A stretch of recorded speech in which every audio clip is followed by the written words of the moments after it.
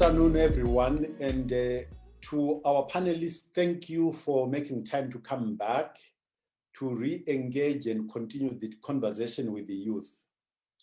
And as far as the youth are concerned, maybe just an explanation as to why we felt that today's follow-up session was necessary. The view from the last session was that there wasn't enough time left for the youth to really engage. So there was too much presentation and not enough time left for the youth to engage. And given that this series of webinars is about the youth to engage with the instruments of institutions on the African continent, for them to be things you use, it is important for you to have facilitation to understand exactly what is being proposed, hopefully engage with it, and then have an opportunity to feed back and suggest where you think there may be any gaps that need to be filled and in what form those gaps need to be filled. So to that extent, I'm really grateful that Martin Bwalia has agreed to re-summarize this main structure of the Continental Africa Free Trade Area. I just want to highlight a couple of things. Trade is about value exchange between different parties.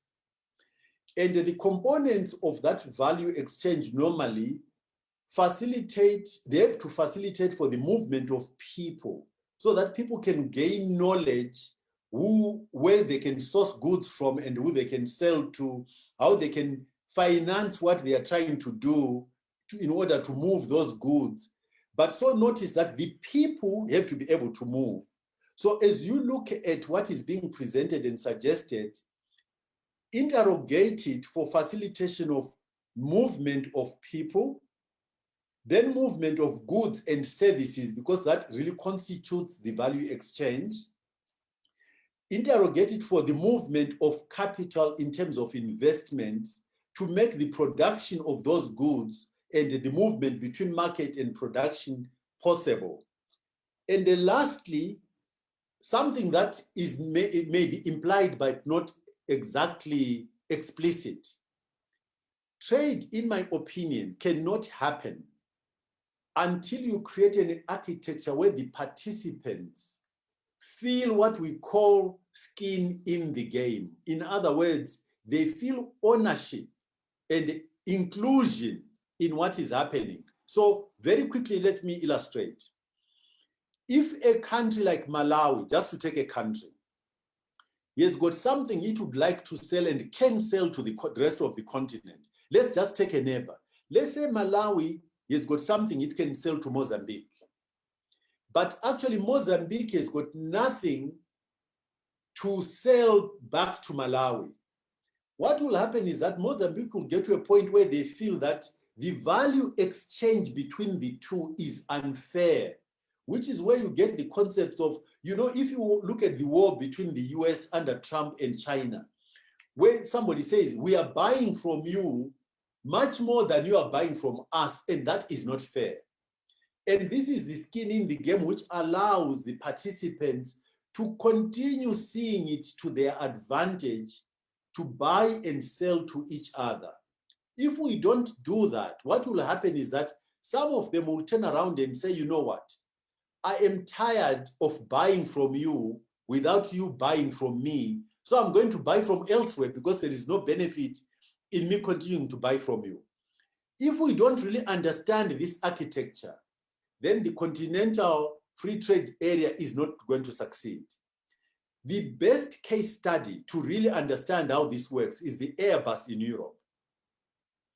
The Airbus facilitated for most European countries to be able to contribute components to the manufacture of the Airbus. And so it became their project.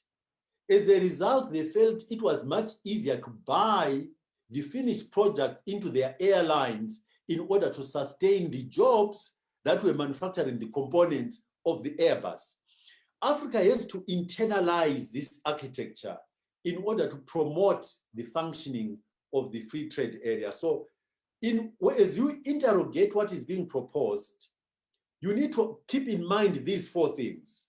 how you construct skin in the game, value exchange, ability to sell and buy from each other, how the infrastructure facilitates for the movement of capital, people, and goods and services.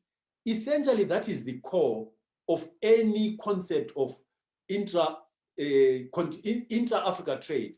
If it doesn't facilitate for those four things, then we've got a problem. So interrogate it and see where the gaps are and come up with the solutions that are going to work for you.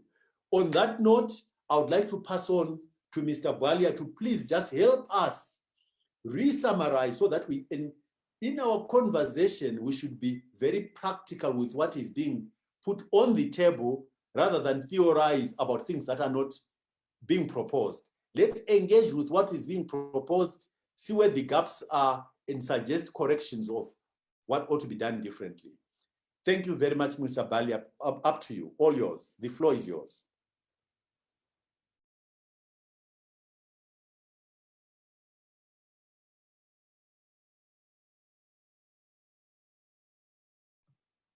To unmute myself. Are you able to see my screen?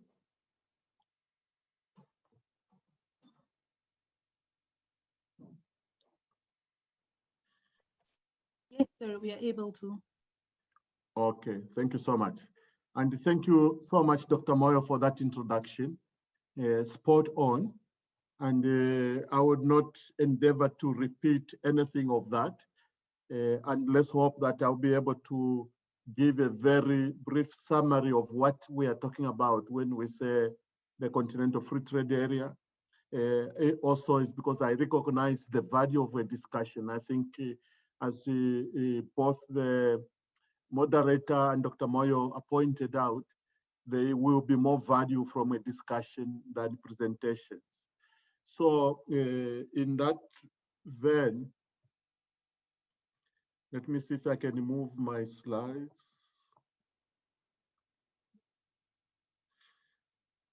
Yeah, and let me know if they are not moving because I'm on the second slide. And here is just one point to emphasize that the Continental Free Trade Area has been one of the ambitions and the critical ambitions of Africa from the very beginning when we started talking about coordinated One Africa in the late 50s into early 60s, leading up the decision of the OAU and the African Union later. And therefore the point here, the message is that it has been an ambition, an aspiration from the very beginning when we're talking about Africa and Africa as a continent. And being realized in 2018 as we go forward now is actually making happen what has been an ambition for a very long time. And in the second slide here, I want to say that yes, it's important as a continental free trade area, but important also to recognize that is anchored within the broader development agenda of the continent. And the 20 goals, the 7 aspirations of Agenda 2023 is about 4 things. It's about wealth creation. And as Dr. Moyo was saying, we can't trade what we are not producing. That is what we have done in many instances. And therefore, you are just enabling other economies, other continents to benefit.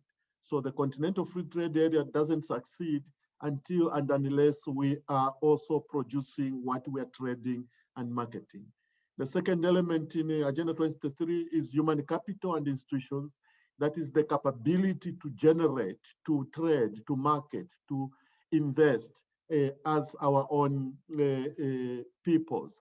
And if you realize, if you recognize from the African Union, there is a very clear slogan and ambition that we have to develop on our own, on the basis of our own resources. And that is including human capital, it includes intellectual capital. The third element is it has to connect directly to improved livelihoods and prosperity. In the recent past, Africa was seen to be and said to be growing very rapidly as one of the most economically growing continent, but we also realized that that growth in the GDP did not translate to improved livelihoods for the people. So growth alone is not sufficient. And of course, lastly, that when we're growing, we have to embrace the way we use our resources. That's the basis for economic growth. Environmental resilience is critical. And I mentioned these four things is that every time we look at the Continental Free Trade Area, we should also be drawing a line of sight and say, how does it connect to livelihoods, improved livelihoods? How does it connect to human capital institutions? How does it connect to industrialization? And in the agreement itself, I want to pick up these 3 points. That the agreement, as was mentioned also in Dr. Moyer's statement, it covers trade in goods and services, it covers investments, it covers intellectual property rights, and also competition. And this is important here, what Dr. Moyer was just mentioning at last, in terms of Malawi and other countries, Mozambique. There has to be competition that says, I am going to provide the following, and you give me the following. And you realize that it's actually mutual. There is also in the Continental Free Trade Area that is about integrating the markets. And therefore, it has to be mutual again. You can't integrate the markets with losers and losers only, and winners on one side. If people are not winning, this is where the management of those trade-offs that Dr. Moyo was mentioning becomes important, because at the end of the day, everyone should win.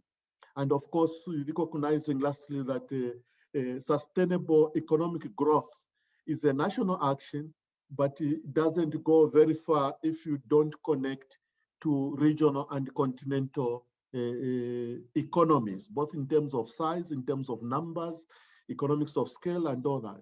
And in all these things, of course, the issue of markets, of risks and trade-offs becomes important. And I'll come back to that point.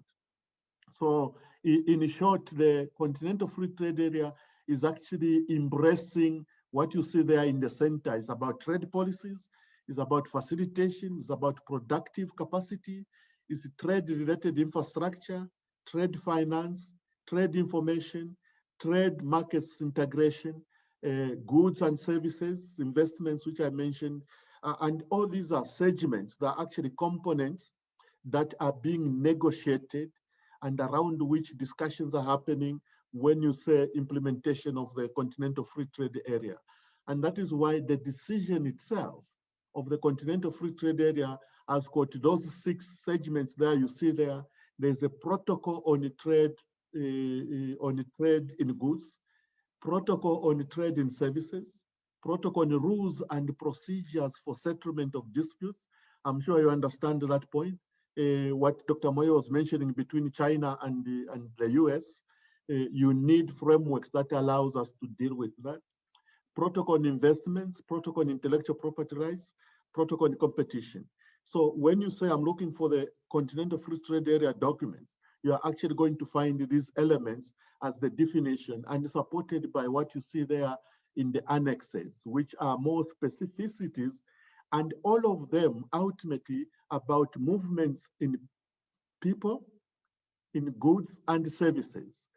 As also, this is the one side, the one side of the coin, and the flip side that we are able to produce and distribute or share within the continents the outcomes of the production that goes in the markets and trade.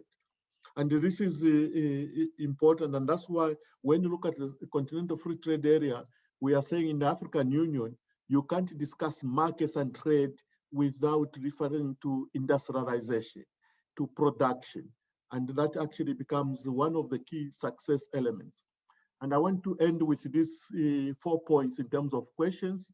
And this I present as part of the discussions that we want to relate more to your own questions, is about policy and investment decisions that catalyze local production. This is the issue of manufacturing, of processing. If that is not happening, we are going to have a Continental Free Trade Area that is successful trading goods and services from China, and that is unacceptable. Identifying and mitigating possible trade-offs, impacts on the economy and on livelihoods, because some individuals may be disadvantaged, some countries may be disadvantaged, and we have to have systems collectively to manage those trade-offs that everyone wins in the whole system. helping countries find their strengths. The example Dr. Moyo gave on Malawi, you can't get Malawi to go and produce copper and want to compete on selling copper with Zambia that has got all the systems and infrastructure for copper.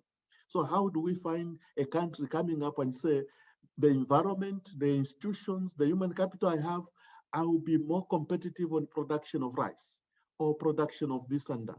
And therefore, my space in the global economy of the continent is this one. That's where I have strength. And I can offer my rice so that I can get other things where I don't have competitive advantage from other countries. And lastly, recognizing, and this is also cardinal because what we're talking about in the CFTA and connecting to Agenda 2023 is the connection between development and business. So how does implementation of the CFTA support economic development and growth and social livelihoods, prosperity for the people? I end here. Thank you.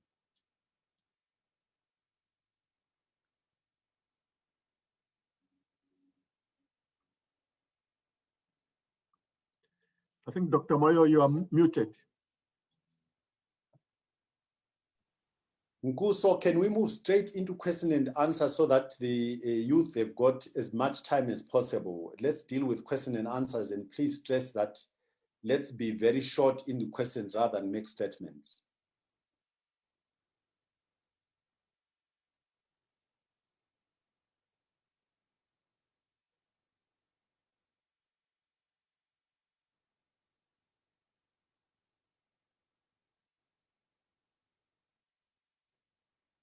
If there is nobody with a question, let me start. Mr. Bwalia, I want to ask you, don't you think that the framework of the free trade area should explicitly include the movement of people, facilitation in the movement of people?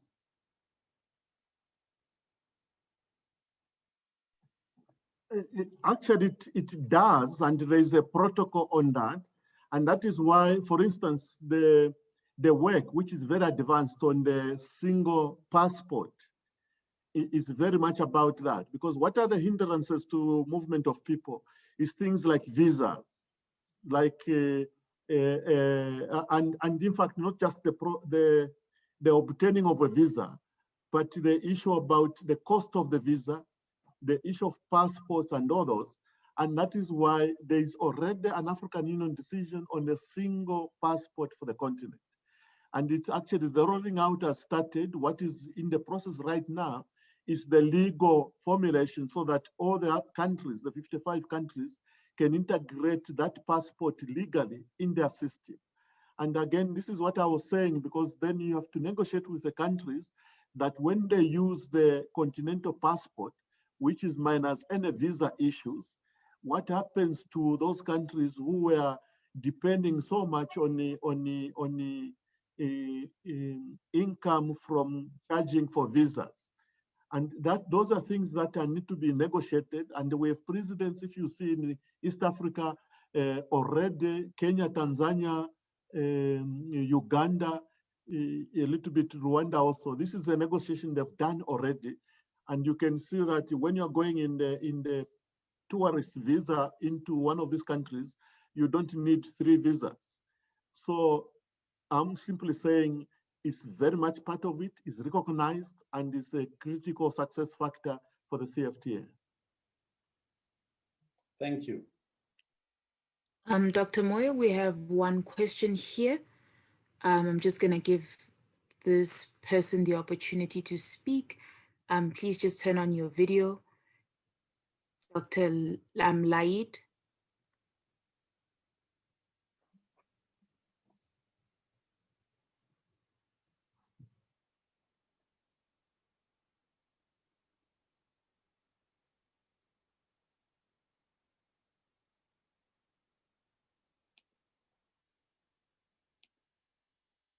All right. There is a question in the chat. If you want, I can answer that one. Yeah, yes, can you hear me?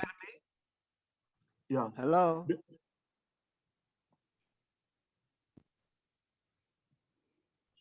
Hello? Yes, we can hear you.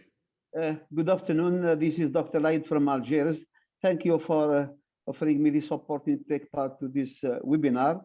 I just want to ask the gentleman who just spoke about AFCFTA, how optimistic are you to have the implementation of this free trade ahead for the next few years? Thank you.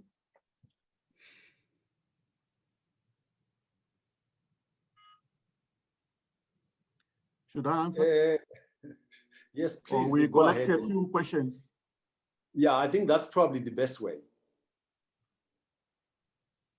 Oh, all right. All right then. There's Togozani Zulu, who has also raised their hand.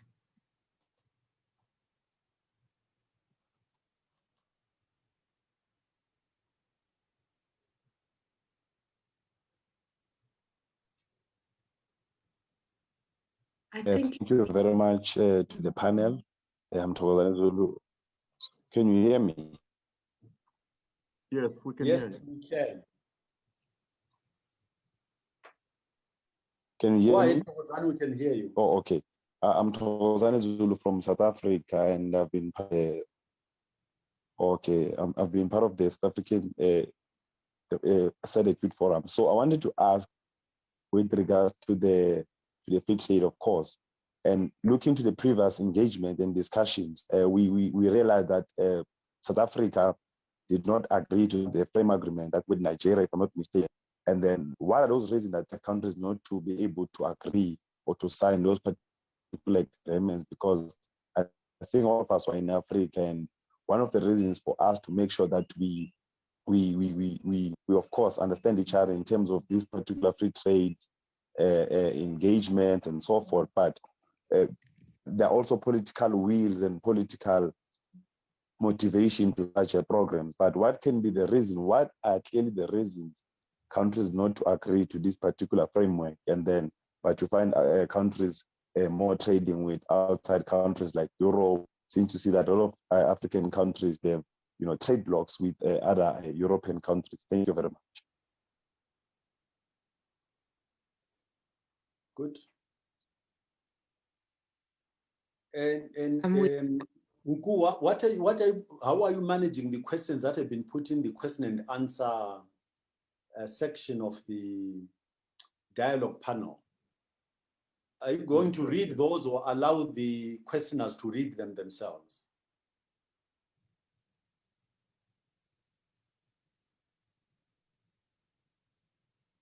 I believe Nonku will just give access to whoever that posed their question in the Q&A session. So Nonku will give them access to come out and speak as well and pose their question. Okay, that's fine. Because there are 3 questions, I think, in that part of the question and answer dialogue. I believe we have 2 more questions.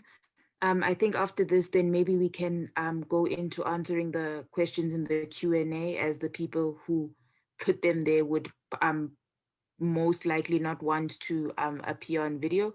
So I'm just going to give the 2 more questions an opportunity to go. We're going to have Inodius Mamvura.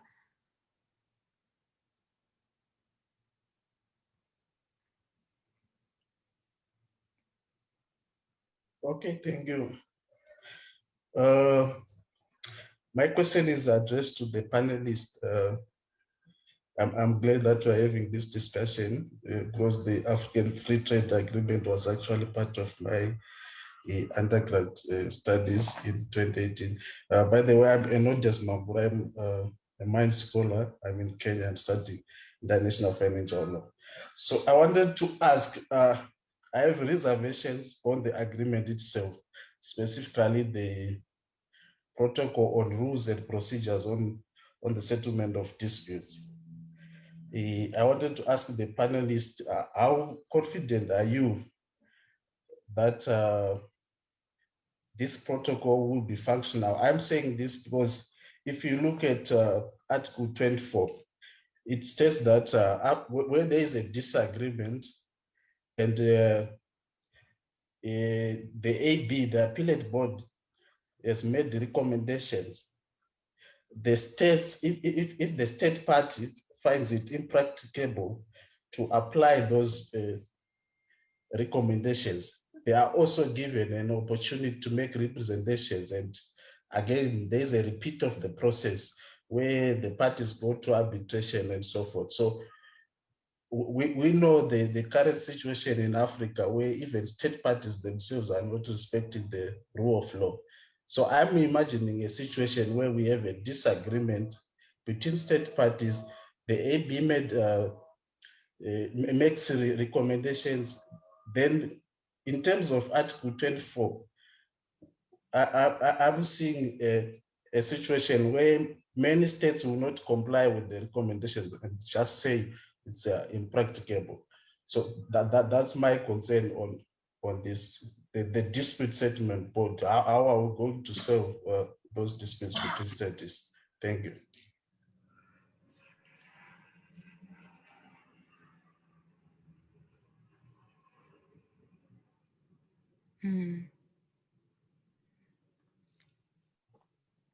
That seems to be all of our questions for now. I think we can move into the Q&A section. Sarah, I think you can take over from here.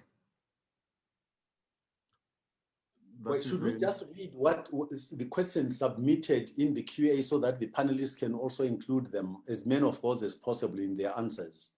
Yeah. Yeah, the first one from Batsirai is what steps are being taken in order to improve the movement of people? Natalie Guatirisa, African countries are most vulnerable to the effects of climate change, which is affecting the youth. How is the AfCFTA strategized to address energy access, climate change, and the broader development objectives, including job creation for the youth, without protectionist measures which might lead to economic isolation, etc. Then Kudakwashe Mushonga, how flexible will the agreement be to fit into individual countries' context, considering how the majority of African countries, for example, my country Zimbabwe, has a number of regulation hurdles and taxes when it comes to import and export. Kudakwashe again, how flexible will be? Sorry, I was just correcting the question. Considering the fact that Africa has vast resources, what legal frameworks will be set to ensure that Africa trades more with Africa, and how will youths be featured practically? Anonymous attendee, insecurity is increasing, becoming a major issue within the continent. How much impact do you think this will have on the agreement, the protocols?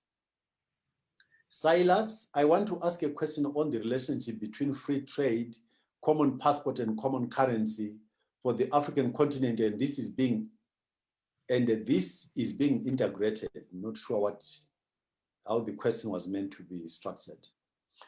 And Udo, scholar on the Mines program studying in Makerere, Uganda,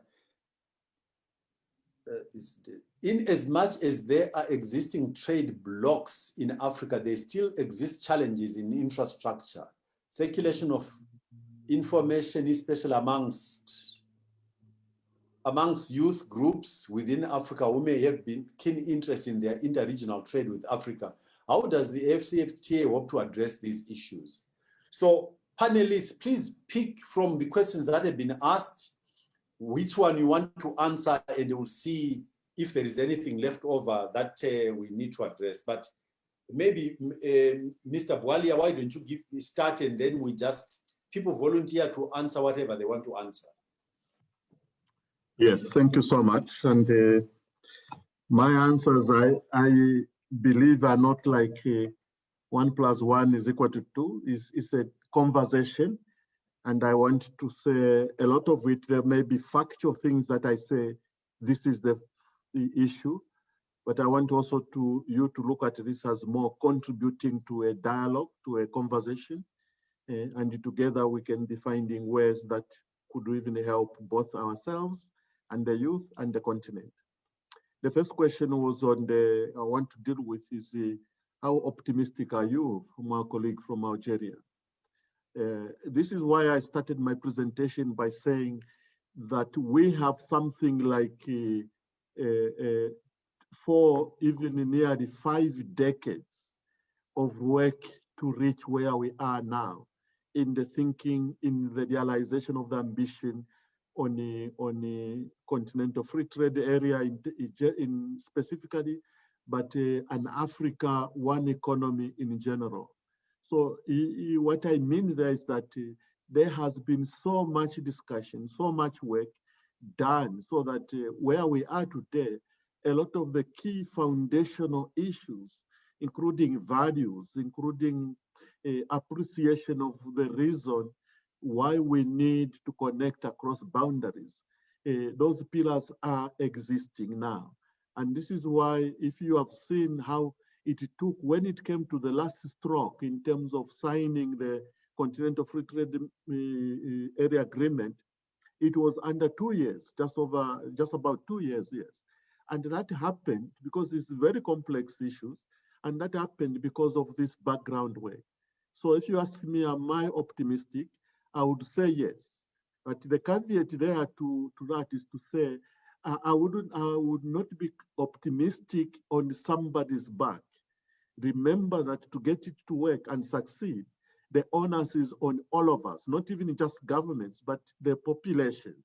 This is where we want to see, and I think why we're having this conversation, because citizenry power, citizenry awareness, citizenry engagement is a critical part to the success of not just the CFTA, but overall Agenda 2033 as a whole. South Africa, Nigeria, why they didn't agree? I think it's a good point you are raising, but I want to say that in fact, this is not so much about agreeing or disagreeing. And that is why for the African Union, it was not a worry at all. The issue is that what countries are doing to come and sign up that is actually something that has to go with national legislation and policies. And in some countries, they have to get to the constitution and actually amend the constitution, because you are allowing some of the sovereign policies and decisions to actually be subjected to regional continental decisions.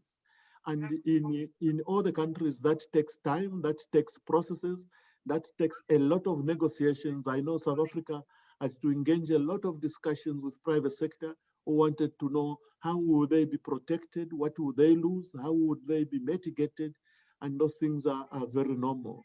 So it's not so much an issue of I agree, I disagree, but it's important. And in fact, for African Union Development Agency, for us, the issue was to help countries examine the issues objectively, because you can be naive and say, yes, I'm joining.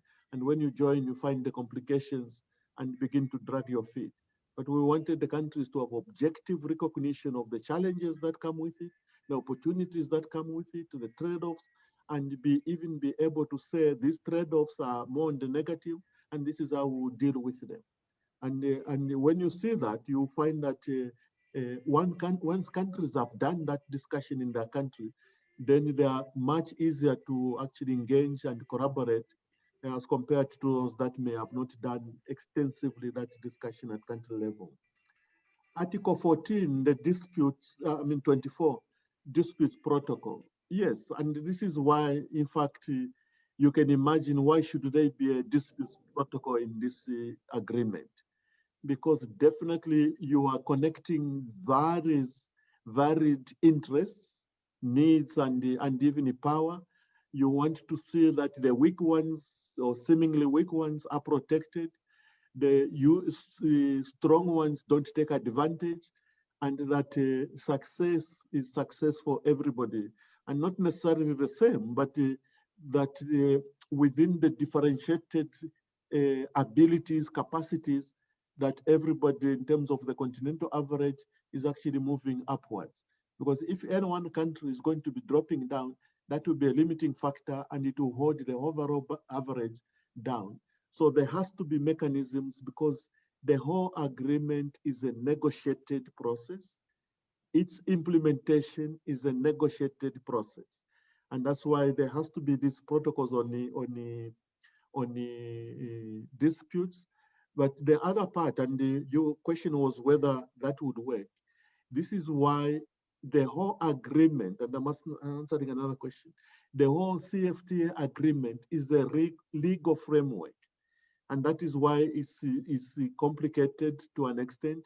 And that's why it's taking time, because it's a legal framework. You can actually activate legal provisions to deal with those disputes and the other disagreements that may come in.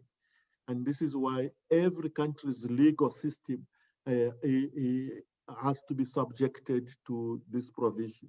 Of course, it doesn't mean that disputes will never happen and probably difficulties to find answers will never happen, but that's the reality. But the provisions have to be there and it has to be clear, and the same for everybody, regardless of who you are. Movement of people, and I think I'll stop after this one so that I allow others. Movement of people, I did answer this one. It's very cardinal. It's actually a key success factor for that. But I also, interestingly, I think one question was about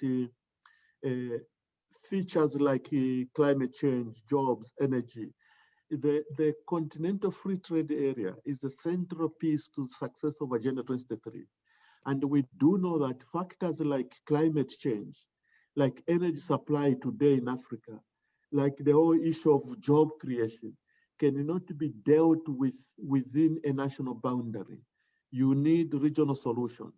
Because if the example given earlier about Malawi, if Malawi is going to be importing all the goods, when they say this is unfair, they are also referring to the fact that probably there are more people employed in America working to export things to China than China employing its own people.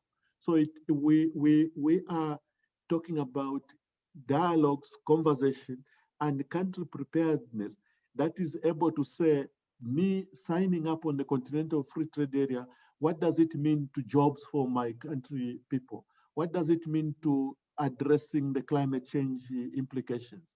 A lot of it transnational. What does it mean to issues of infrastructure? Today, when we talk about intellectual property rights, you see the whole issue of the digitalization, the social media issues, ICT, which actually don't really have national boundaries. So how do you deal with that? There's the issue of tariffs and non-tariffs, which I'm not going to go into details, but those are things that the protocols have been designed to deal with, so that there are standards and every country knows where are the benchmarks and what does it mean to go offline or to stay within the standards, and what happens to you if you are not staying within the standards, because everyone has to stay in the same line. Let me stop here, and I think I took too long. Thank you. Thank you very much, Mr. Bwalya. Any of the other panelists want to pick up and address any of the questions asked, please?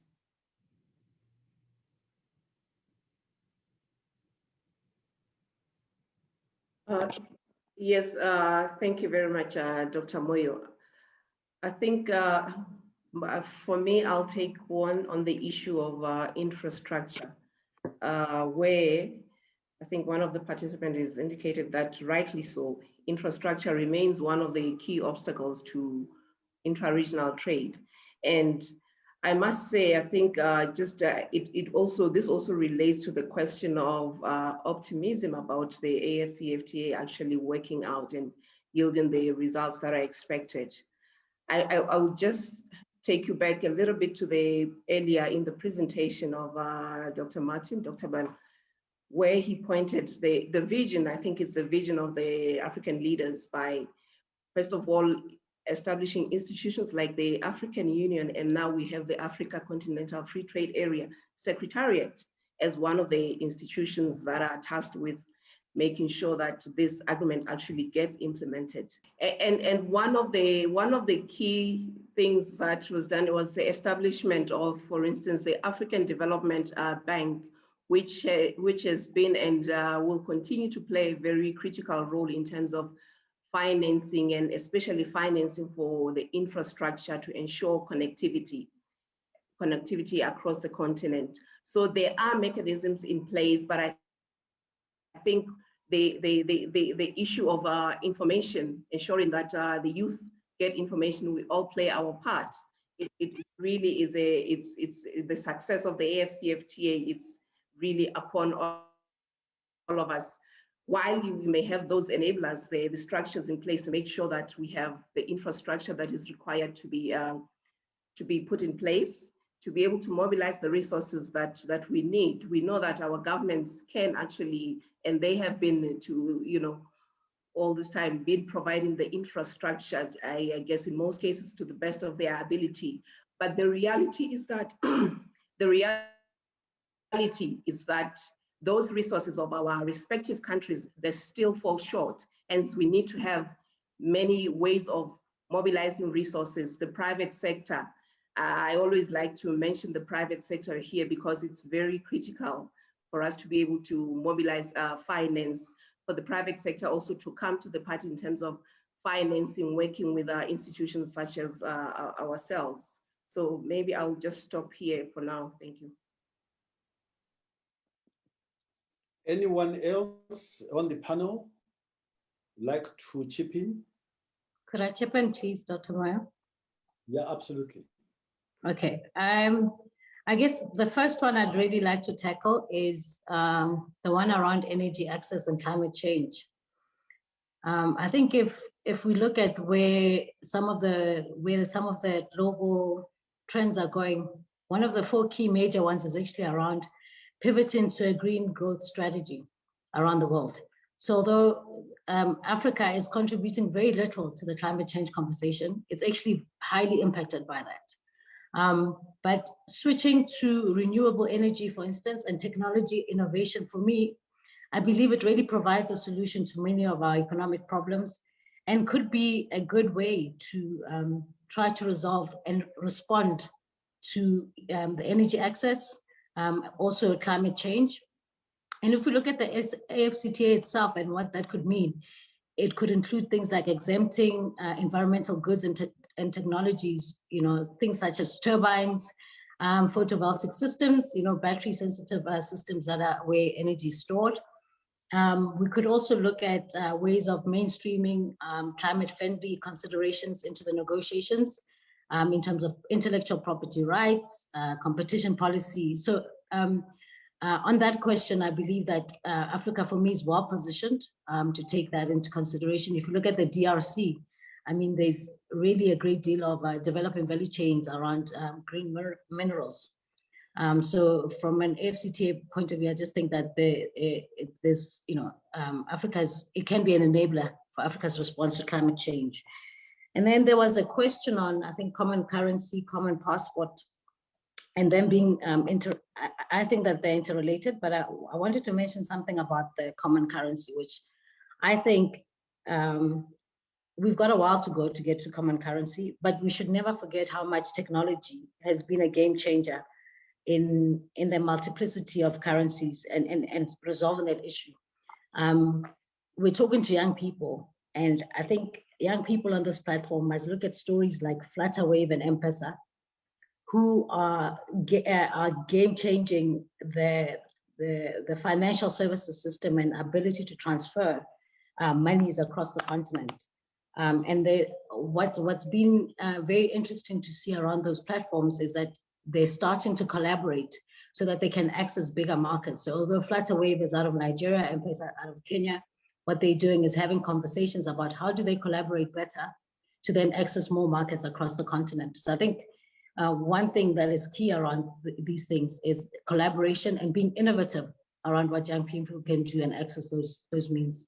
I'll stop there and then see what else comes up. Thanks, Sophie. Is Nomazulu with us?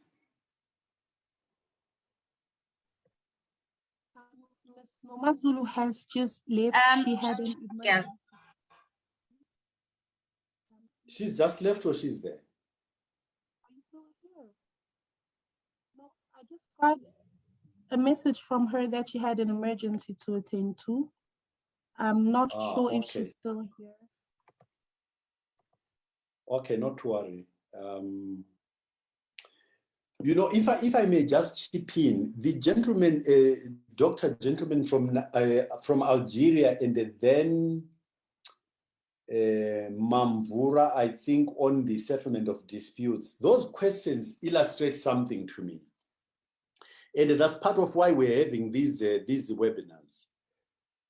When you ask about optimism, and when you pose a question about the challenges of settling disputes and that states are going to be almost like unwilling partners, it suggests to me a lack of understanding that this thing can only succeed if Africans want it to succeed.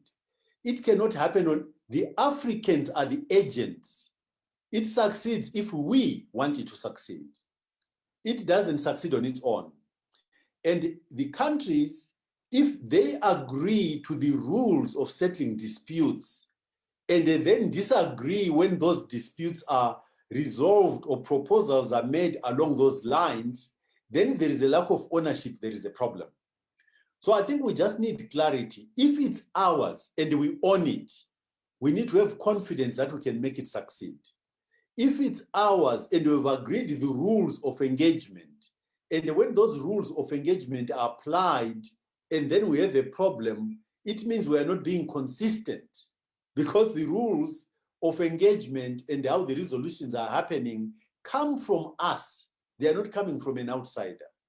And therefore, when proposals are forwarded along the lines agreed already, you should imagine and envisage that the countries will have no problem complying.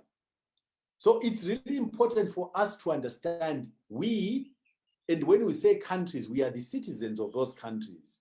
And that's why we need to interrogate this thing and take ownership and suggest where we think there are gaps, and we own it, so that when the implementation happens, it is us implementing. The institutional framework is doing the work on our behalf, not independently of us. It's ours. So why should we not be confident it will work?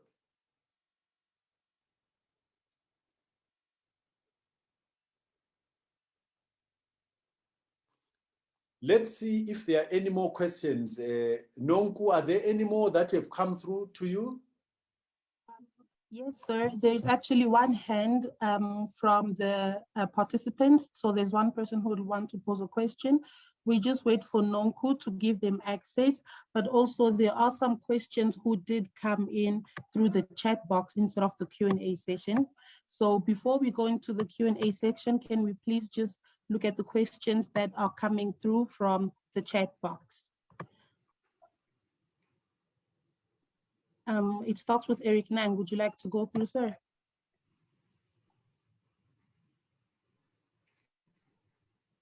All right, so we can. Facilitating for them to come up and ask their questions, right? Thank you. I think the first one has been answered, which is about the currency, because I kind of had the feeling it's gonna be on the basis of trade by barter, where Zambia produces copper and Cameroon produces cocoa, and we exchange on that basis. But I think Martin has answered that. The second one is, I'm looking at the trade agreements, which seems to have been done in an environment or a world which is in constant flux. I'm just wondering whether it's going to be able to withstand shocks like the current global pandemic. You know, how flexible is it that to embracing shocks that are occurring and would always continue to occur?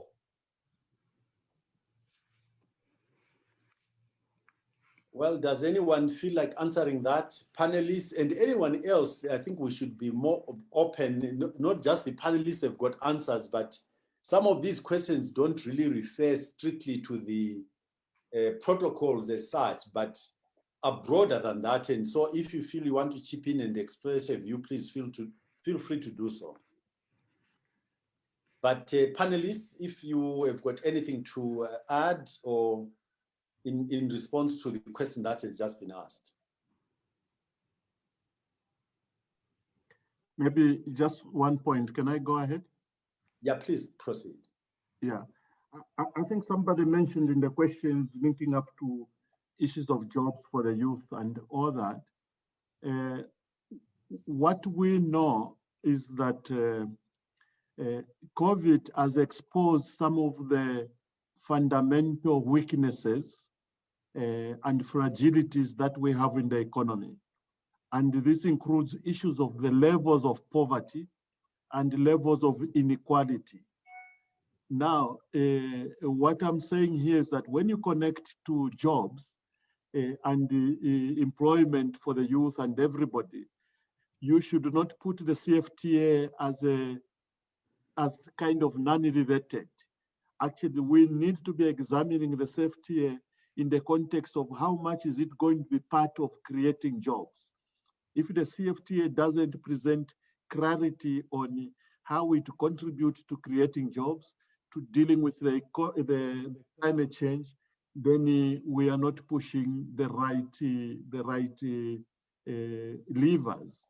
And this is why, if you connect to COVID-19, we have to be saying how much is the CFTA part of building resilience that we need in the case of economic shocks like what we've seen in the COVID-19. So it's about how a CFTA is going to contribute to minimizing, eliminating poverty, eliminating inequality in terms of social protection, in terms of jobs for the youth, and also supporting the whole economic system. And by economic, I mean the environment, the institutions, the capital, to ensure that it's all of it provides the resilience that the continent requires in the event of shocks like we've seen by COVID. Over. Good.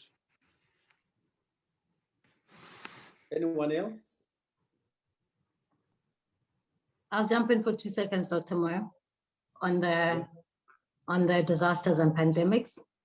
Yeah, please go ahead. And just to say, I think Dr. Adam mentioned it the last time in terms of the Panabios project, that it was young people who came together to look at what could derail the FCTA given COVID-19. And that's the project that was put together with the Africa CDC, AU, and AfriChampions, where the Panabios platform looks at the free movement of people and how people can be tracked, and you get a COVID passport. And currently Kenya is already gone live and offering it for free.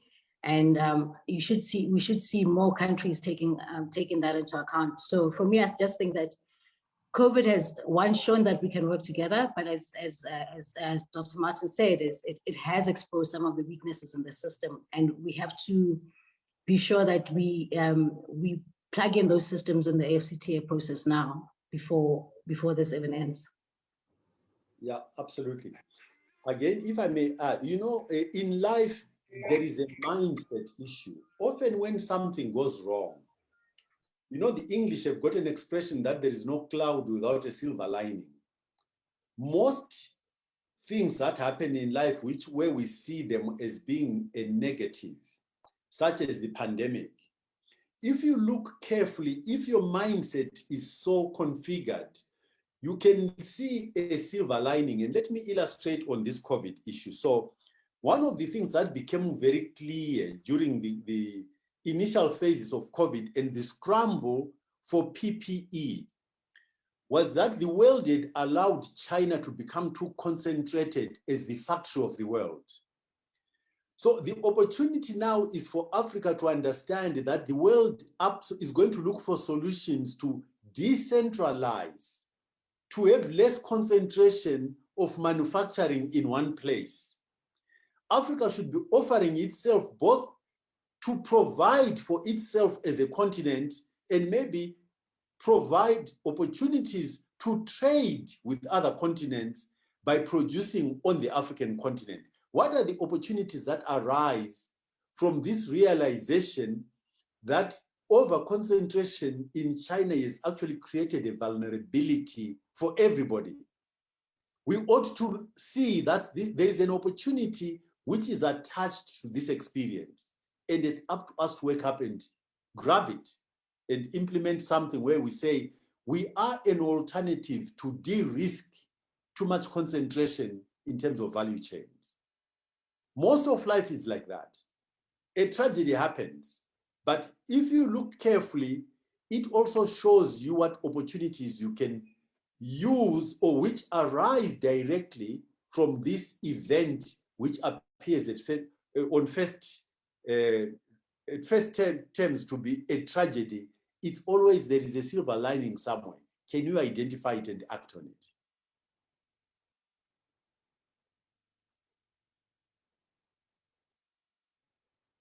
Are there any other questions? Yes, sir. We have two more questions waiting. We have one from Benson Chemist, who wanted to ask live. Please facilitate.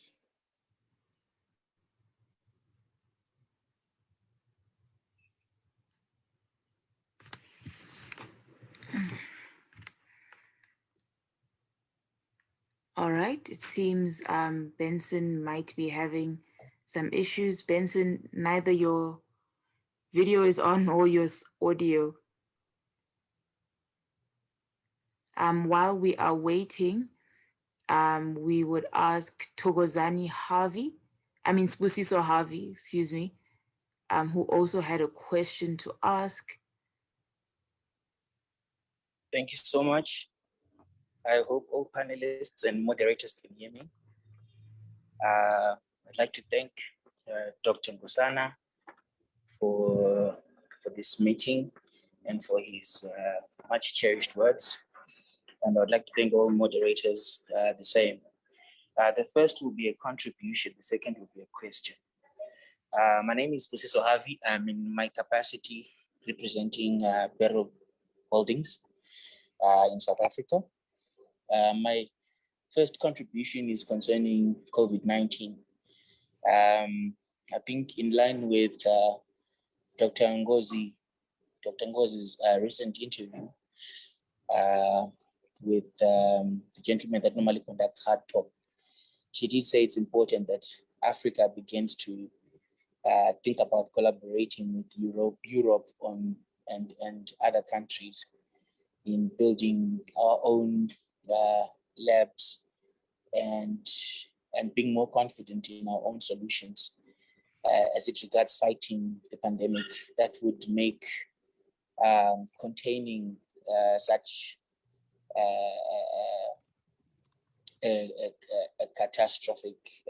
catastrophic results, containing them and maybe even mitigating them before we lose lives or even economic progress. So I think there's a need for us to begin to, even on this platform and on this forum, to think about how we can expedite the process of building these factories and collaborating with the necessary bodies and also being confident in our own solutions as Africans, as opposed to waiting for the world to give us solutions. So I think right now, the whole world is indeed looking to Africa. Africa is indeed the last frontier in many aspects. In technological advancement, it is the last frontier. In medicine, it's the last frontier. In many things, it is indeed the last frontier. We have the youngest population. Africa is the youngest population in the entire world. So the future lies here also in Africa. So it's important that we begin to not just make conversation about it, but actually begin to delineate the actual steps towards making these things happen. And maybe a trivial example is this tree that is indigenously found here in South Africa, Mhlonyan, which is a very which has proved to be very effective in fighting symptoms of COVID-19 and even containing the virus itself.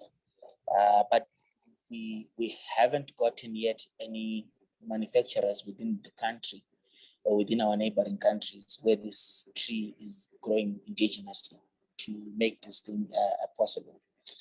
And then the second question, the second contribution, which is actually a question, is to say,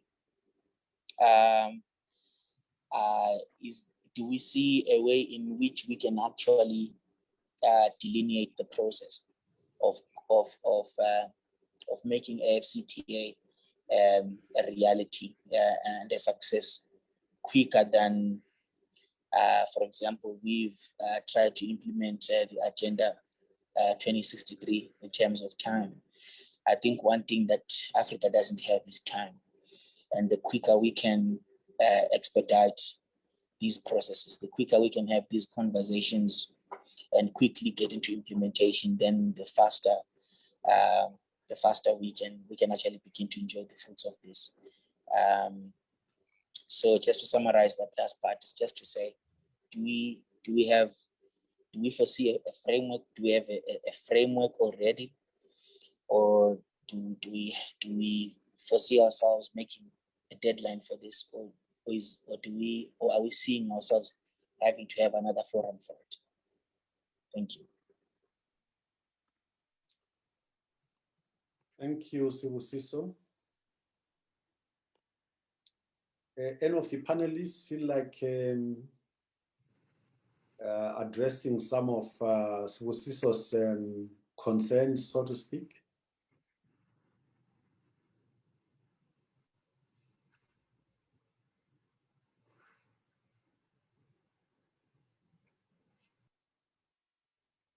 Is that Thokozani also with his hand up, Nonku?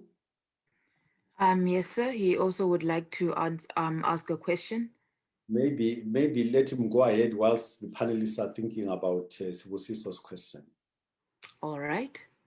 Thokozani, if you're ready to. Yes. Thank you very much, panelists. I wanted to ask a question based on the trade blocks that we have in Africa, since you know that we have a lot of trade blocks, and then different trade blocks have different policies that guides different countries in terms of tradings, economies, and so forth. Like you have your SADC, you have your ECOWAS, you have your NEPA. There are a lot of them I can mention there.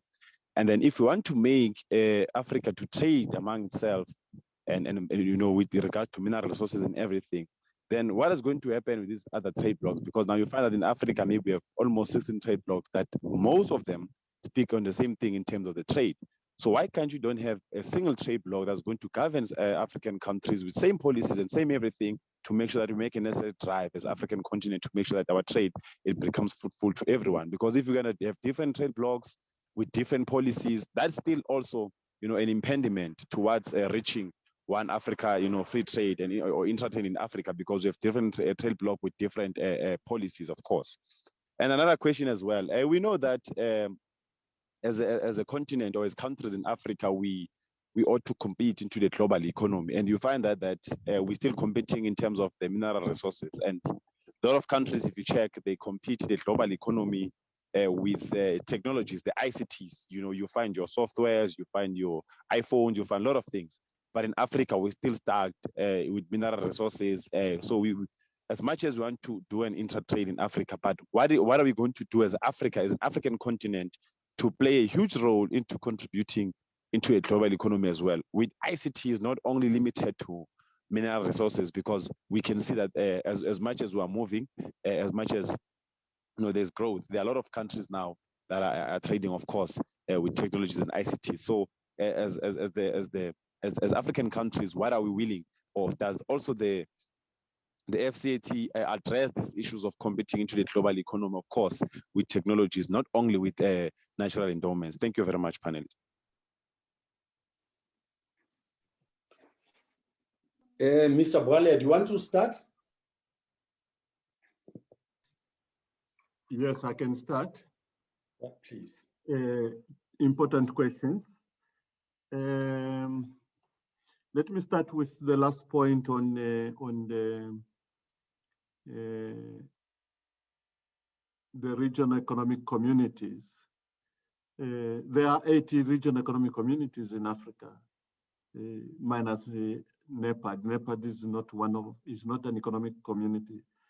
But if you look at the history of the Continental Free Trade Area, we've reached this success because these regional economic communities existed. And they existed in the sense that some of the contentious issues have already been discussed at regional level. So please look at the Africa Continental Free Trade Area as actually an aggregation. It's not just another block. It's actually an aggregation of the existing blocks. And those existing blocks have actually been the basis. Even now, when you talk about the Continental Free Trade Area, ECOWAS, ESC, SADC, COMESA, they are indeed part of the blocks on which the CFTA is sitting. And some of the things that have to be negotiated relates to actually how to build on what was already discussed and agreed within those blocks. That was the issue on the block on the Continental Free Trade Area. I think there was another point which I can't remember that you were making, but let me first deal with the point on the fact that we don't have time and the whole implementation issue.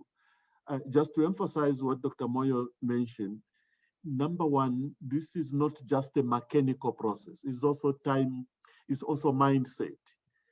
And the issue of the populations of the continent being involved and accepting, and that is why I was saying that, in fact, we had encouraged countries when they go back in their countries to say we're going to sign up on the Continental Free Trade Area, that they should have had dialogues with the country, with their populations, so that the countries understand what are they committing to, because that commitment they're making is on behalf of the populations. And the population should come back and say, you made these commitments to the continental body, what are you doing about it? And this is why, like, having this conversation we're having right now is us as youth to be aware of what we have committed to as countries, as youth, as regions, so that we can hold everybody who is implicated accountable to delivering on that. And this is why, as Dr. Moyo was saying, implementation will not happen by anybody else. It's ourselves. And if we don't come together, then the rest of the world will continue to use us and use us for the success of their own economy and at our demise. Over. Ms. Sunkuntu, there was a question which I saw somewhere about who qualifies. I mean, it's just a clarification. Who qualifies to be financed by the AFDB? I'm sure I saw that question somewhere. Yes, indeed, there was that question. In terms of eligibility for financing of the AFDB, we actually have various products. We work with governments, African governments. We provide loans, we provide grants, different types, and they're also guaranteed different instruments. But we also provide financing to the private sector entities. Now, what we do, which is rather different, as we are a development bank, we do recognize that, at country level, there are commercial banks, for instance, that are usually there to provide our financing, especially to when it comes to mainly the SMEs. So we also have some of our products that we actually work with retail financial sector, your commercial banks. We provide, for instance, line of credit.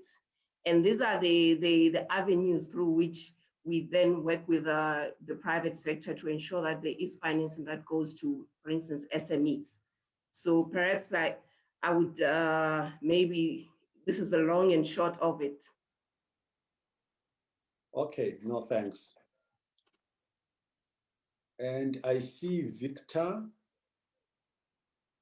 Campbell with his hand up. Nonku, can you facilitate for him to ask, please?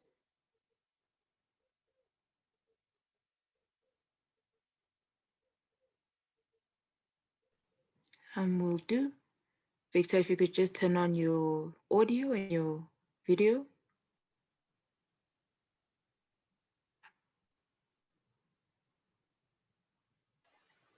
Hello. Hello. Yes, we can Can hear hear you. you. Go ahead. Good afternoon. I'm really having some issues. I'm using the audio call. I just want to make a big contribution to what the gentleman said, the question he asked before the analysis. Please, can you people hear me, please? Yes, we can hear you. I think that for Africa to be in a content place in terms of competing with other nations, as of like China has said earlier, I believe that at first we must know what we want and we must address our issue. That first thing we must know how to do. For this agreement to stand as one for Africans, we must love it ourselves. Trust me, even up to now, some African nations are still frowning on this agreement. Yes. Then how can we work together if some are still frowning at signing an agreement like this? I always say this. If we are united together, we work as one. But no matter what we do, if we are divided, there is no way we can stand as one. Hello? Yes, please. Is that the question? Then we can ask panelists to address it if you finished. Yeah, I'm having some few challenges, please. It's my network. But you finished your question, right?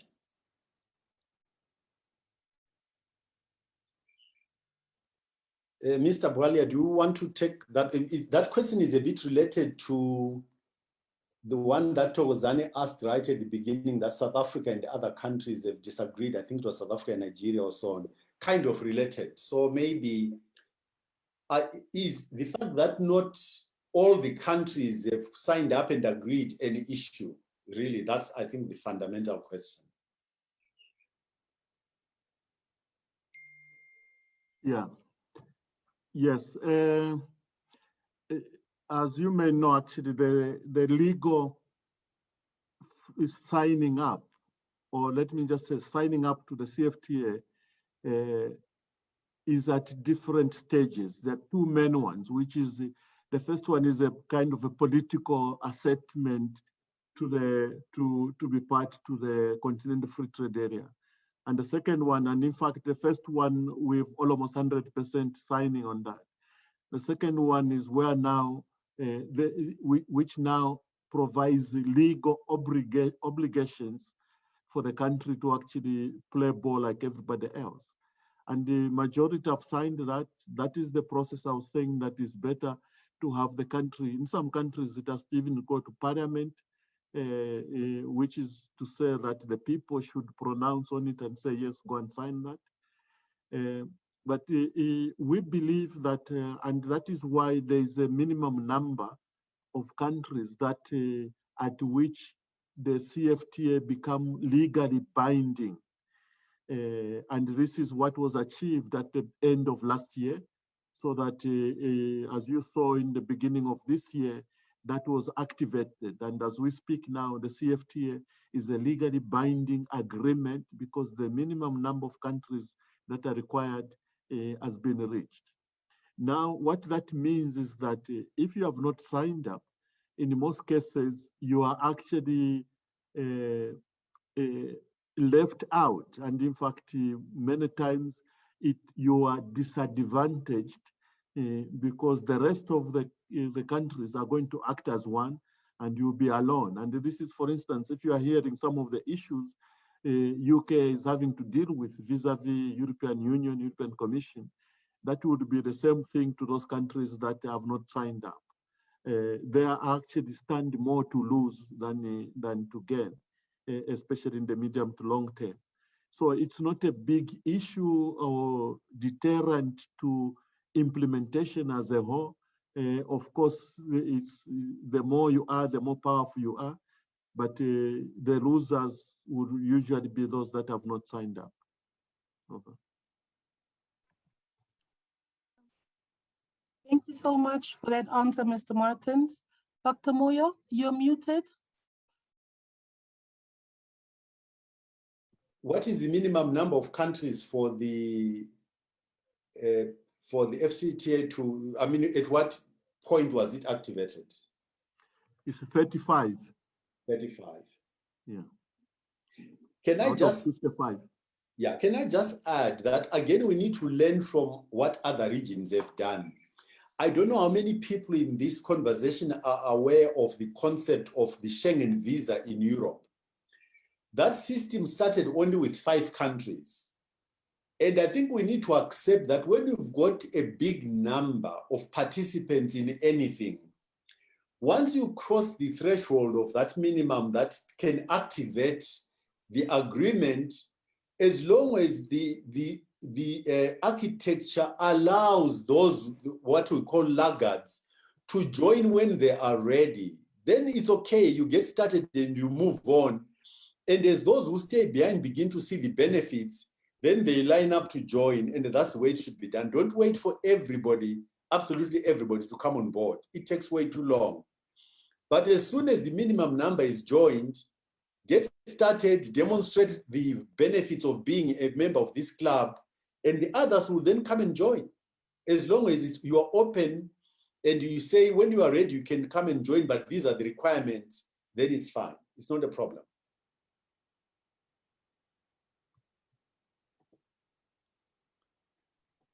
Anybody else wants to? I believe we have a live from Ms. Natai. Ms. Natai, would you please switch on your microphone and answer your question? And after Ms. Natai, would we please move on directly to the Q&A section, sir? Just to get a hold of time, as we have 10 minutes for the question and answer session. Okay, thank you so much. Thank you to all the panelists. My question, I work at a private institution called Nature Invest. So we invest in capital for the whole cattle value chain. So we recently registered a cattle bond, and I wanted to, we have got a workmate with me. His name is Lancelot Kasura. We wanted to ask more about accessing AFDB finance. So he knows more about the cattle bond. He's going to ask the question. Yeah, good afternoon. Yeah, so we are from Nature, and we recently launched a 10-year bond, which is aimed for people who are willing to step their feet in the cattle industry. So I think from AFDB, I wanted to know from their current investments, are they doing any investments in agriculture? And if so, what are their, let's say, average? What's the tenure they're looking at right now, and what other facilities do they offer in the agricultural industry? Okay, that question is directly to the AFDB. Please, Ms. Nkunto, please go right ahead.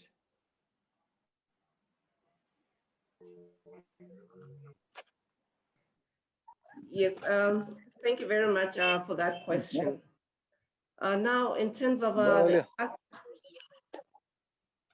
yes, on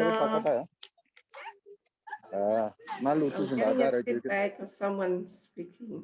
Benson, you are interfering with the conversation. Please mute. Thank you, Dr. Moyo. Yes, so with regards to agriculture, in fact, from the AFDB, agriculture is one of our key priority operation area through a flagship that we call Feed Africa. And this has been a flagship since 2016. We have several instruments that we have for agriculture. For instance, I can talk about, just as an example, we have what we call the TAD program. It's a technology for agriculture, where we are supporting several countries on the continent. And in addition to that, we do provide, we are currently working on an initiative which focuses on the special agro economic zones, which looks basically, our focus is more, as much as we are looking at agriculture in terms of food security, but we are also looking at it in terms of transforming agriculture for it to be a business. I think there is a realization both at AFDB, but across the continent, even at an African Union level, that we can actually do more in terms of agriculture. But what is needed is to have the right instruments. So we do have several of those that we deploy. And we also have interventions such as the technical assistance. But like I mentioned earlier, there are loans also that can be extended to governments. From the private sector also, we do have loans that are directly for private sector that can be accessed by the private sector. Of course, as a bank, we still, at the end of the day, we're a development bank, but we're still a bank. There will still be those things that we want to make sure that they are in order in terms of the fiduciary responsibility that we have. Another way that we are able to actually facilitate the lending or development in these areas is through what we call equity financing. We do that as well, and we work with other partners across the continent. So there are quite a number of areas in which we actually intervene in the agriculture space, whether it's providing the infrastructure around the areas or the technical assistance itself. Am I correct that there is different ways, and even in the policy area, we do support. Am I correct that there is an AFDB office in Harare? Yes, in fact, just as well, you mentioned that the AFDB, we have offices in many African countries. For instance, right now, our headquarters is in Ivory Coast, Abidjan, but I'm sitting in Pretoria, South Africa, at our regional office for Southern Africa. We do have a country office in Zimbabwe, and we are open, to sit down with people as they come to explain how we work.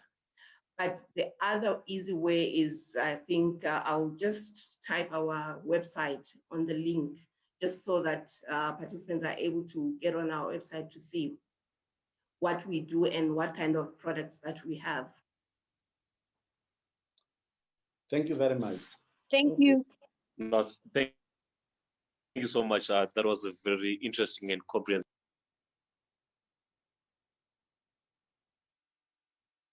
I'm not sure who is speaking. It sounds like you've got a connectivity issue. I think maybe it's Natsai and her colleague in Harare. The whip is being cracked on me. I'm supposed to now move to the next section where we start closing processes, yeah? Is that correct, Nonku or Sarah? Yes, sir. We are supposed to move on to the the closing session in 8 minutes time. So I believe that will leave us time for one more question from Mr. Sibusiso, who is actually ready to go live. Is that okay, sir, please? That's fine. Sibusiso, please go ahead. You've got the mic. Thank you so much. Thank you, Sarah. Thank you, Dr. Nkosana. I'd like to thank you for this opportunity again. I'd like to ask two questions. So the first one is about, I'm just asking for the leadership in this forum to just vision cast. So my question is simply to say, how does the African trade ecosystem look like when it has become a fully fledged utopia, resulting from this agreement? How does when the whole metamorphosis has occurred, how does it look like? How do we look like? And then the second one is on agreeing with the Honorable Dr. Nkosana on that if we start with a few countries that are willing to engage in the process, then we are most likely to create a vacuum for need in the other countries. And so my question in that regard is, what would be our value proposition to the initial countries that would jump in? And what countries would be most likely engage in this small sector first, regarding that others have not yet, whichever ones might not have yet come on board. So those are my two questions. Thank you. Mr. Bwalia, do you want to address the issue of what will it look like when it's up and running and it's fully operational, the CFTA? Yes, I can address that a little bit. Maybe first by mentioning that, in fact, when we've signed up the CFTA, in the progression that we've been on for decades now, is actually a step just before the next step is going to be about the Continental Customs Union. Somebody was asking about a continental currency. So this will be, it's actually the CFTA will lead us and is providing the foundation for a Continental Customs Union. And once we have the Continental Customs Union, then that will be prerequisite for a continental one African economy. And these are processes that are actually part of that aspiration. They are very well known, articulated, and the CFTA is just bringing us closer to that one continental economy. How will it look like when we have succeeded? When we are succeeding, and I'm a common person on the street, it will mean, among others, the following. I will be able to travel from Zimbabwe to Ghana without a visa. And it's not just social travel, because even social travel has actually got economic value. But I will be able to travel in terms of part of creation and marketing of value. I will be able to connect the employment that is across the continent. In fact, if you go into East Africa today, there are mitigation that if you're from within the continent, actually getting a job in one country or the other is not as complicated as it is in other places. We should be able to, instead of buying from China some of these products, and sometimes at low quality, we'll be able to have actually built the comparative advantage as a continent to produce and sell to one another within the continent. And that relates to also things like infrastructure will be there. And the infrastructure is not just hardware, it's also software infrastructure. And that reminds me actually the question that was asked earlier. You may have heard these days about industries without smokes. This is important, and this is the point somebody was making. It's not just about raw materials. Actually, in the today's scenario, in terms of progression and industrialization, Europe, America build their industries on natural resources. We know now that the cost of natural resources is very minimal, and the economy itself globally is beginning to put more value on services. And therefore, you can actually do services and create value for the GDP. This is why we're saying services are just as important as raw materials, natural resources in terms of value addition, and probably even more important in some of the sectors. And this is why there's a concept about industries without smoking, the smoking chimneys. And this is a critical part of what Africa needs to generate and develop further. Over. Thank you very much, Mr. Bwalia. Sibusiso, very quickly, let me address your issue about if you start with a few countries, what are the benefits and what does it look like? And this is such a critical issue for us to understand as a continent. And it revolves around the concept of economies of scale. And I'm going to use very concrete countries to illustrate how this works. If today you have a private sector conglomerate or a big international company, and they look at the addressable market for, let's say, a country like Malawi or Swaziland or Lesotho as a nation. Let's take Swaziland. Say Swaziland tries to persuade a big international company to come and invest in Swaziland just for the Swazi market. the capital requirement to come and establish a factory just to sell in Swaziland, it's very unattractive because the addressable market is very small.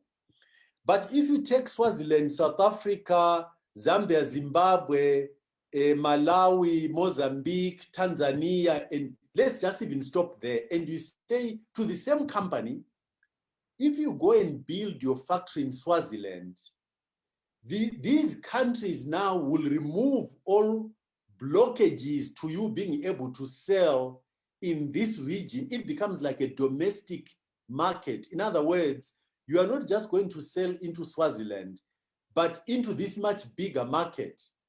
The investment all of a sudden is feasible, provided, of course, the infrastructure conditions are met in terms of power, water, transportation requirements, and so on and so on. All of a sudden, the economies of scale or the size of the market that is addressable from that investment is very feasible.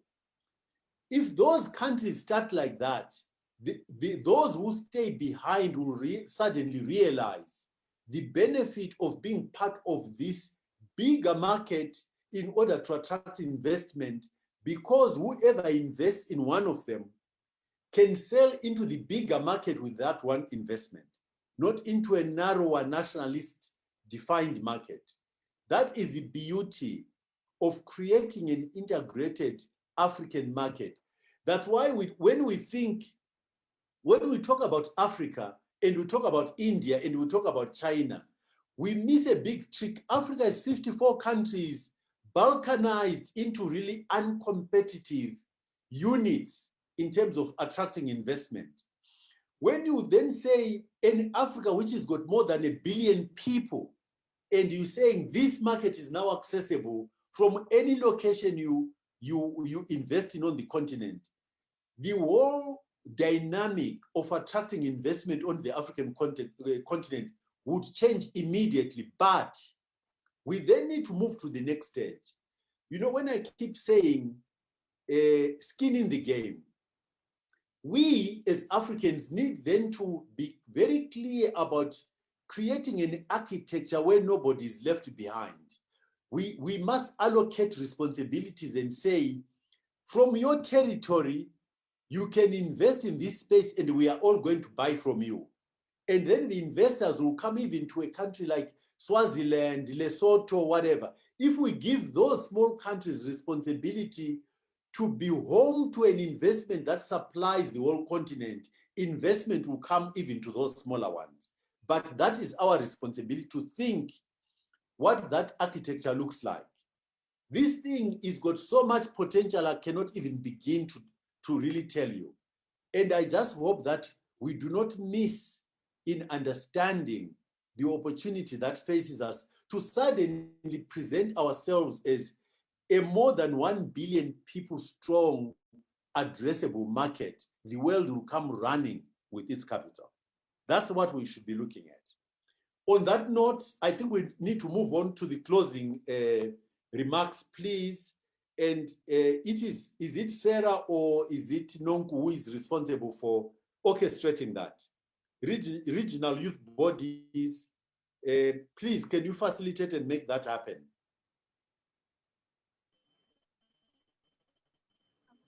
Hafa, you may just unmute yourself and thank you. I've seen that she's unmuted herself. No, thank you very much, moderator. Just to start off,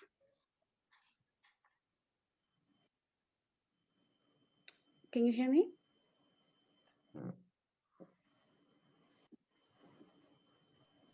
Yes, we can hear you. Please proceed. Okay. Yes, now I would like to thank the Minds team and the Southern African Youth Forum for putting this together. And I would like to just give a short feedback on the session that we had today. And I would like your indulgence for me to start from the session that we had on the 25th March, just to put everything into context. Through you, moderator, may I? Yeah, please go ahead.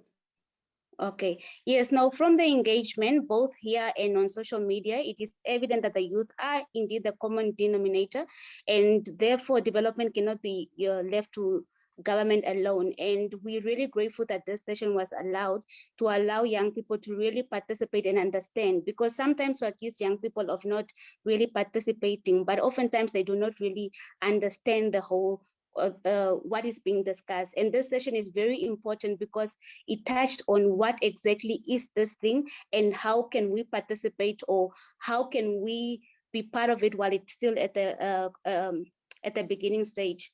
So in that session, we were really given an overview on what Africa as a country, what this agreement means to Africa as a continent, where Africa is at the stage where we should not only be asking what government can do, but rather what we can do as a collective with our government, and what together we can do for ourselves. So as if I can still reflect back on that day, there was a beautiful poem which was recited on that day, and it said that it's not the continent, it's not the continent that is poor, but the people. Hence, our decision should really be in line on how to ensure that the people do benefit from the resources that we have at hand. And I have therefore concluded that the African Continental Free Trade Agreement area agreement may just be the tool that we really, really need to ensure that we close this gap between the abundant resources of Africa and the people of Africa, where they can actually be benefiting. Because what we have now is a cake that is divided into small pieces. Not everybody is able to really create one synergy that we can all then benefit from. So from the on the 25th, the panelists really help us unpack this agreement, and that we really want to establish or create a single market where good service and people can really move from one area to one area, and really where the private sector is also included, because over the years we have seen in Africa that most decisions were made politically and publicly, excluding the private sector. But with this agreement, from the presentation that we presented, we were able to see that the private sector is involved. And also we were reminded that this agreement has been long coming, and it was actually an idea of our forefathers. And what this agreement is really an enforceable mechanism. And that is technically what we are achieving with this African Free Trade Area Agreement.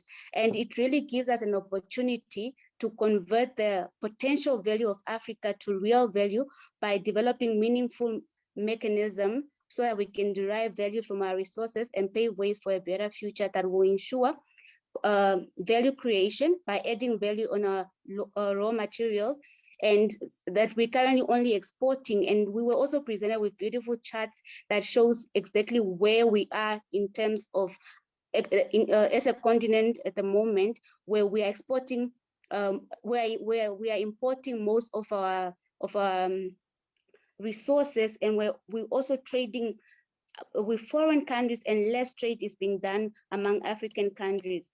And also what we realize is that with there has been a lot of high taxes when it comes to intercontinental trade.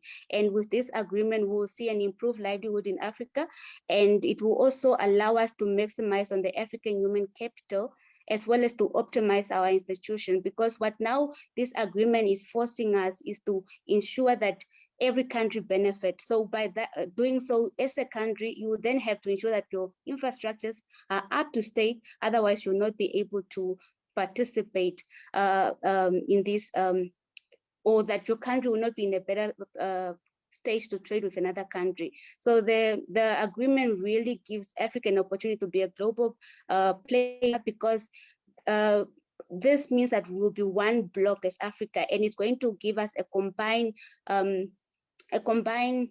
1.2 billion in terms of capitalizing and purchase power, because now we also have a combined GDP of 6.7 trillion in purchasing power parity. The panelists also helped us really dissect the benefit in terms of the scrutiny of the role of the private sector because as I indicated earlier, the private sector and the entrepreneurs were left out. But with this agreement, they will actually become a very important part, because now they will be leveraging. And as today, Dr. Moyo touched on the issue of human capital. So one of the issues that the protocol on human movement will benefit mostly the entrepreneurs, because now they'll be able to leverage on the other countries, because they'll be able to trade with other countries and to move between countries. And this, from the presentation that were done that day, I conclude, or it's visible, it seems that they will be the biggest, one of the biggest benefitors of this agreement if it is well implemented, and if the fruit that we are anticipating do come to pass. And also, we had an entrepreneur on the session who also then highlighted the current challenges. So with the presentation of where we aiming to go, and the contrast that was given on what she is currently experiencing, we're able to really see how this agreement will fill that gap, and how we can, what is currently being overshadowed, and it will help us to really assist our government into closing those gaps in our country. Because as Dr. Moyo said today, it's not really to say that this is a final print. We are consulting so that we can see where are the gaps, because this is an agreement that we have to take ownership as a continent and as young people who are the demographic dividend. But dividend is usually used in terms of economy as a return to the shareholder, as the profit that you get as a shareholder from an investment point of view is dividend. Now, if you can't really use that word if you are making a loss. So currently, I feel that we are being perceived as a liability. So I think then, in actual thing, for that word to bear real value is for us to really take up that role and ensure that we do, as a collective, ensure that we do benefit as a country. Yeah, and just to add up, I said there's only 1 minute remaining.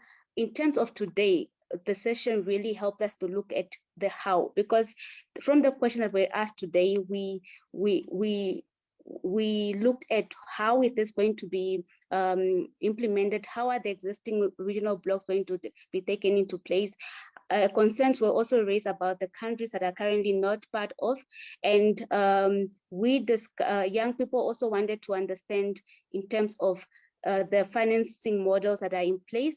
But I would like to actually conclude, because I see time is running up, that the important takeaway from me and from young people on this section that I can really I can say is that for this agreement to succeed, it really depends on all of us, and that we should take ownership of this agreement, and that at the end of the day, we need to agree on the rules of engagement. And since the majority of the countries have signed, that means that we have already agreed on that, and we should all be responsible for that, and we should all play our role in ensuring that we leverage on our collective power as a continent, and to ensure that this agreement is implemented. And as Dr. Moyo stated today, is that it's very, very important that there's a balance of interest, and that for this agreement to be sustainable, there has to be they cannot be losers and winners. So we need to ensure that everybody's interest is taken into account, and that we collectively work together, because after all, it's an economy of scales. And with this agreement, I feel we'll be in a better position as Africans. I thank you. Thank you very much, Ndahafa. Next, I think we should just move on quickly, so that, is it Mwanja, Miss Mwanja? Yes, good afternoon, and thank you very much, Dr. Moyo, Minds, and the youth networks for coordinating this session. I'll be very brief in sharing my thoughts for some food for thoughts in terms of going forward. So this afternoon, we've had very meaningful engagements on the AFCFTA, and we also touched broadly on different aspects and angles of the challenges that we face on the continent, and the different sectors, and how we can move as a continent going forward. So these are just my few thoughts on how I feel these information sessions can be enriched, even as we advocate for the Africa we want. And so in charting the way forward, I think this is a very, very solid beginning, a solid foundation that has been put together by Minds for us to get together. But going forward, it will be proposed to have maybe a more technical session to chart the way forward on how we can strengthen our advocacy and network and partnership building across the continent. I see we're focused quite a bit on the Southern African side, the southern region of the continent, but how can we now leverage on such information sessions if we had to move across the continent? And in terms of some of the things that we need to do, I believe on the 25th, we had a declaration that was made, so that could be unpacked as well to help us chart the way forward. And of course, nobody can move alone. I think Dr. Moyo spoke on economies of scale. So even amongst ourselves as partner organizations and among the youth organizations as well, it's important that we form a kind of coalition with like-minded individuals as well as other organizations and partners. And thereafter, then we can explore synergies amongst interested parties on how we can actually move forward stronger together. And then it's important that at that initial or following technical session, we actually craft a vision where we explore our objectives. And lastly, I would like to just say, please feel free for all the participants to share your thoughts, ideas, and suggestions with Minds. And Sarah actually could be our focal person. Her email is projected there. I end there, and on behalf of the staff at the African Union Development Agency in NEPAD, I thank you for this opportunity to engage with you, and we look to engaging with all of you further. Thank you very much. Thank you very much. And I'm not going to try to summarize. I think the discussions have been very clear. So we move on to Tsepo for the vote of thanks. Thank you. It is my great honor on behalf of Southern Africa Youth Forum to give the vote of thanks and the remarks on this well-engaging information session on Africa's Continental Free Trade Agreement. You know, since the first session done in March, the Mandela Institute for Development Studies and the South African Youth Forum, they have partnered on this information session to bring together different stakeholders, most importantly, the young people from SADC, East Africa, North Africa, and West Africa to deliberate on AFTA. The information session, which probed discussion and established the role of young people within AFTA, this Q&A and AFTA follow session gave young people the opportunity to contribute and learn, and most importantly, how we locate youth's role going forward.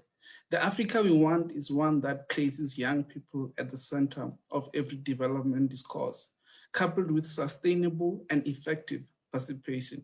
Looking at the role of young people in the implementation and monitoring of AFTA agreement, it is crucial and how the agreement will impact young people's lives. As a SADC youth, we are ready to make sure that the young people in the SADC can participate effectively. Through our youth development model, we also believe in sustainable partnerships.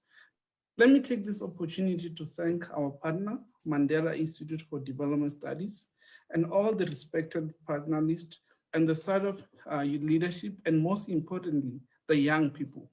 We believe the discussion from this session will shape our engagement on AFTA, and clear, inclusive framework with different partners will be formed. For that, I would like to say, merci beaucoup, obrigado, thank you, asante sana, kia leboa, ngiyabonga. Thank you once again. Thank you very much, and thanks to the panelists and all the participants for taking time to engage in this. It is our continent, these are our instruments, it's up to us to take ownership, use them, and make it succeed. If it doesn't, we need to understand it's us who have failed.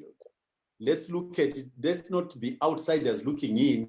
We are inside and we must challenge ourselves to make it work. Let's go for it. Thank you very much indeed. And thanks for the team that put it all together.